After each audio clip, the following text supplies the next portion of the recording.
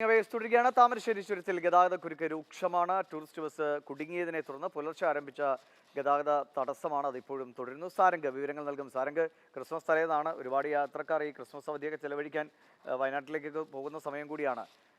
എപ്പോൾ തടസ്സം നീങ്ങും?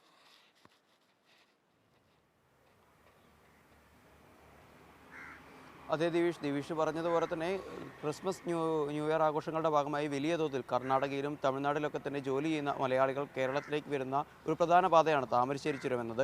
അവിടെയാണ് ഇന്ന് പുലർച്ചയ്ക്ക് 2:45 കൂടിയിട്ട് ഇത്തരത്തിലൊരു വാഹനം, ഒരു ടൂറിസ്റ്റ് ബസ്സിൻ്റെ ബാറ്ററി ഡൗൺ ആയതിനെ തുടർന്ന് വാഹനം വഴിയരികിൽ കുടുങ്ങുന്നൊരു സാഹചര്യം ഉണ്ടായിട്ടുള്ളത്.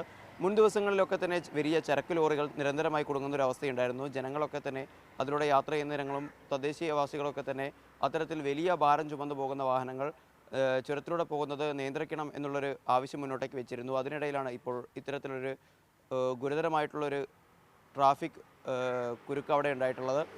വലിയ തോതിൽ തന്നെ വാഹനങ്ങൾ പോകുന്നതിന് വലിയ ബുദ്ധിമുട്ട് അനുഭവപ്പെടുന്നുണ്ട്. വൺ വേ പാലിച്ചുകൊണ്ടാണ് വാഹനങ്ങൾ താഴേക്കും മുകളിലേക്കുമൊക്കെ തന്നെ സഞ്ചരിക്കുന്നത്. മണിക്കൂറുകളായിട്ട് പോലും ഇപ്പോഴും പൂർണ്ണമായും അത്തരത്തിലുള്ള ഗതാഗത കുരുക്ക് പരിഹരിക്കാൻ അധികൃതർ ആയിട്ടില്ല എന്നുള്ളൊരു സാഹചര്യമാണ് നിലവിലവിടെ ഉള്ളത്. താമരശ്ശേരി ചുരത്തിലാണ് ഗതാഗത രൂക്ഷമായി തുടരുന്നത്. പ്രത്യേകിച്ചും അവധി സമയമാണ്. ആളുകളുടെ യാത്ര കൂടുന്ന ഒരു സമയം കൂടിയാണ്.